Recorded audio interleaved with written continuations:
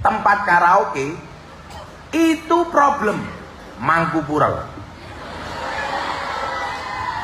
Itu masalah. Tapi bagi Gus Miftah, masalah itu menjadi peluang. Yang orang dulu tidak berani bersentuhan dengan lokalisasi, Gus Miftah berani. Jadi peluang. Peluang apa? Peluang dakwah. Makanya kalau Gus Miftah ngaji di sana, orang dulu semuanya mencaci maki. Wah ini, Gus Salam ngapunten Gus Salam. Nah ini sing lanang mata nih.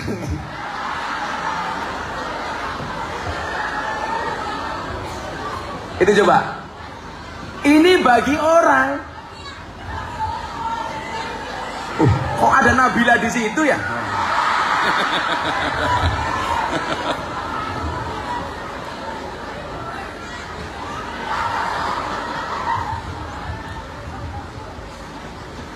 Saya ulangi.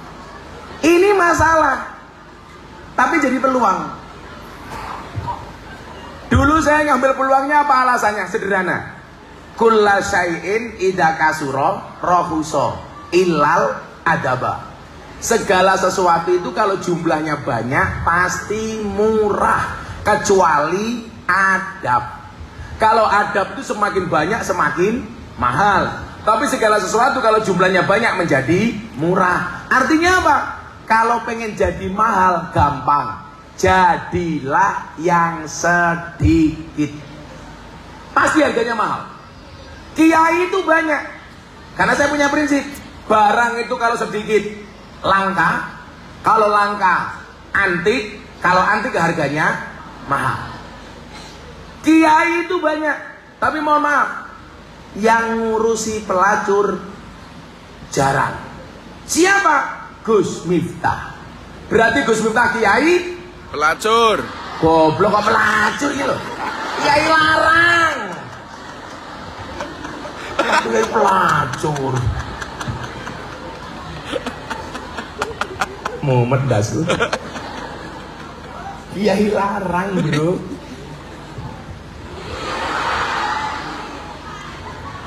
Apa ya? Oh lah besti saya ini Gus Salam tahu.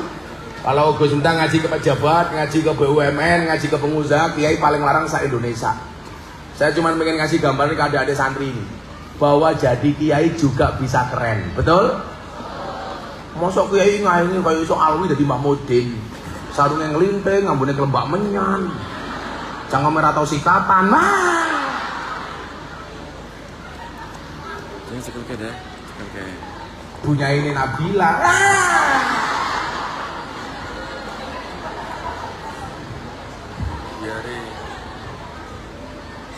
Nah, maka apa?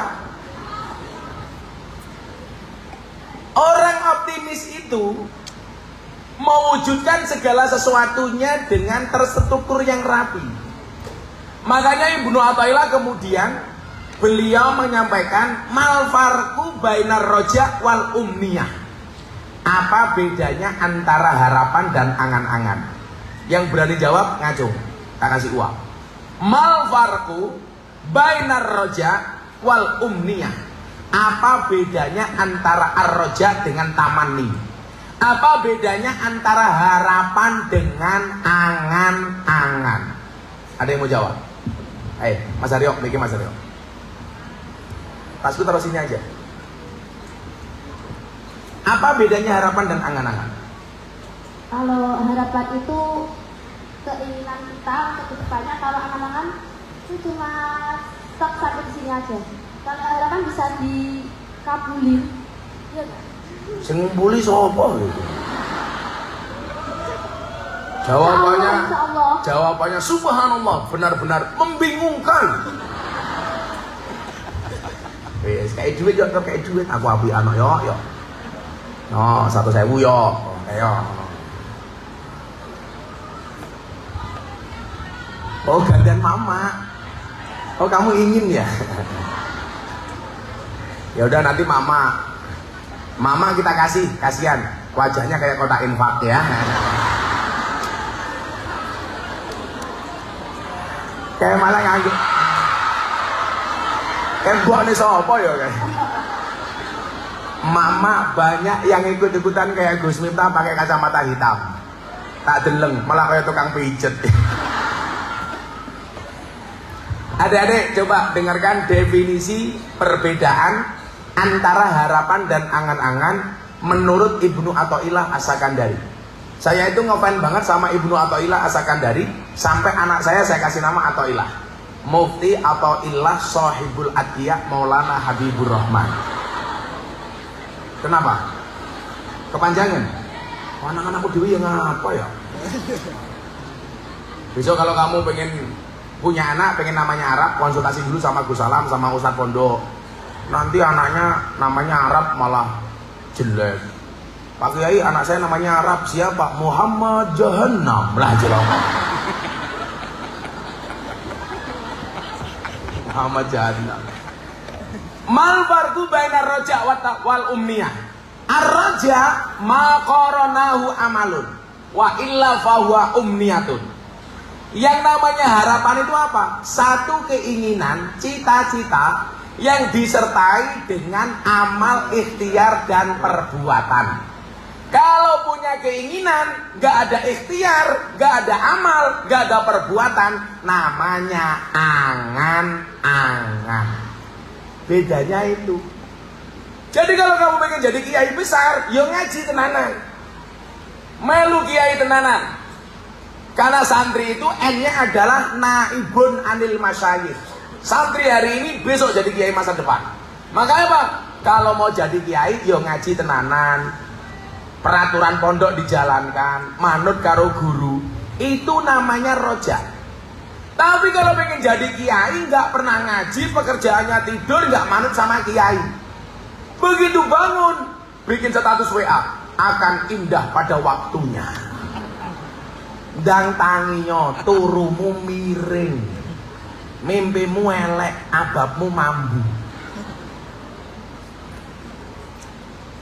Saya yakin, kalau santri-santri ini punya optimisme adik-adik, Islam ini akan berjalan sesuai dengan relnya, sesuai dengan apa yang Allah dan Rasul kan inginkan. Coba, ini problem dakwah, ini tantangan. Besok anak-anak Al-Fadl harus menjadi agen dakwah semuanya, amin. Dan yang perlu diingat, dakwah itu bukan profesi, tapi apapun profesinya harus berdakwah. Gus Alam, dakwahnya melalui apa? Parlemen, anggota DPR. Beda-beda. Para guru di pondok dakwahnya apa? Mulang santri. Gus Miftah dakwahnya di mana? Ngurusi selebriti. Selebriti. Makanya Kiai Eno itu jarang banget yang bisa ngaji di kalangan selebritis. Makanya Gus Miftah punya pengajian di Jakarta untuk teman-teman selebritis. Zamannya artis-artis. Dari zaman dulu Anang Asanti, Atta Aurel, Deddy Corbuzier, Sabrina, yang sekarang terakhir ikut-ikut para janda, Wika Salim, Aura Kasih, Nikita Mirzani, Selin Evangelista. Yang terakhir ikut saya, idolanya Gus Alam, Lucinta Luna. Wow.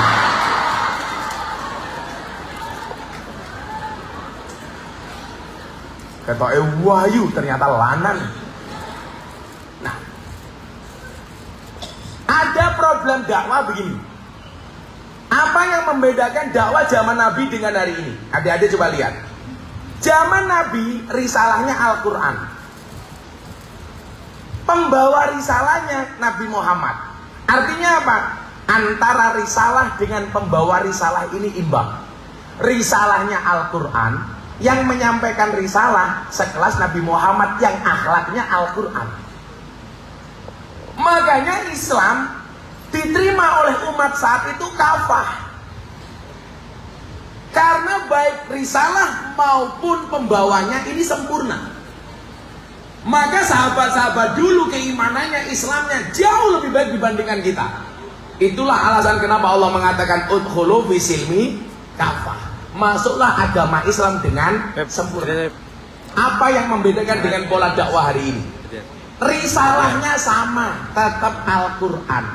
Yang menjadi problem adalah pembawa risalah. Kelasnya mung kaya Miftah, kelasnya biasa-biasa saja, tidak sesuai dengan standar Kanjeng Nabi.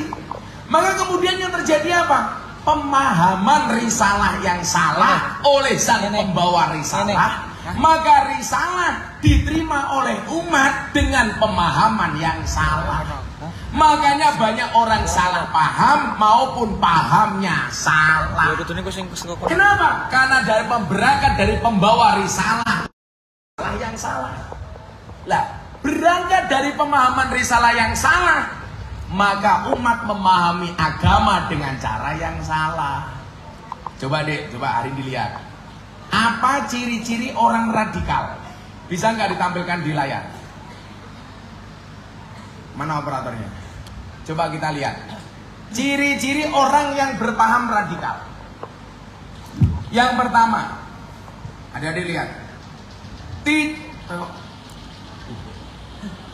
Lato-lato. Pengajian ini disponsori oleh Lato-lato. Coba kita lihat ciri-ciri orang berpaham radikal. Yang pertama, tidak menerima khilafiyah. Ciri umum dari orang berpaham radikal adalah tidak mengakui perbedaan pendapat antara ulama. Mereka hanya mengambil satu pendapat, bahkan menyalahkan pendapat lainnya. Hari ini terbukti Gus Salam. Kemarin di Instagram ribut gara-gara ada Ustadz Wahabi yang khutbah Jumat dengan mengatakan apa? Ada rahasia besar. Ternyata Kiai Haji Hasyim Asy'ari mengingkari Maulid Nabi. Akhirnya orangnya didatangi dan minta maaf. Ini apa? Ada klaim sepihak bahwa tafsir agamanya paling benar dan menyalahkan tafsir agama orang lain. Adik, coba kamu lihat. Quran itu kan multi tafsir. Ayatnya sama, dibaca oleh orang berbeda, akan menghasilkan tafsir yang berbeda. Contoh, saya kasih contoh. Di depan dalamnya Gus Alam ada kecelakaan, sepeda motor, tabrakan, dia. Yang melihat kecelakaan itu 3 orang, 1 kiai, 2 polisi, 3 maklar. Kira-kira cara pandangnya berbeda nggak? Berbeda. Waktu itu dia, Pak Kiai, gimana Pak Kiai komentarnya tentang kecelakaan itu? Inna lillahi wa inna ilaihi raji'un. Semuanya kita kembalikan kepada Allah. Yang kedua polisi. Bagaimana Pak polisi? Kalau dilihat dari kecelakaannya ini berawal dari pelanggaran lampu lalu lintas. Pak polisi. Yang ketiga ada maklar namanya Nabila.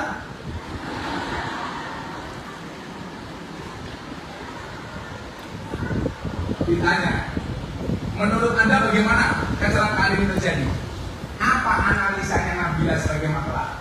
Kalau dilihat dari kerusakannya, motor ini rusaknya 30%. Motor ini harganya 10 juta, rusak 30%. Mungkin kalau dijual motornya hanya laku 7 juta. Kasusnya sama. Berangkat dari kacamata yang berbeda akan melahirkan tafsir yang berbeda.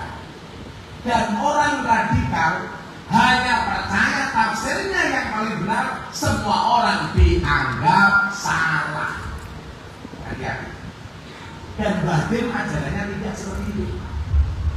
Saya contoh, mana lanjutnya tadi? Salah satu ciri orang radikal itu adalah memusuhi orang yang beda agama.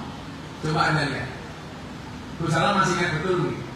Tahun 2021 Gus Miftah ceramah di gereja. Ingat? Ada nggak ceramahnya, Mas Mesej? Nah.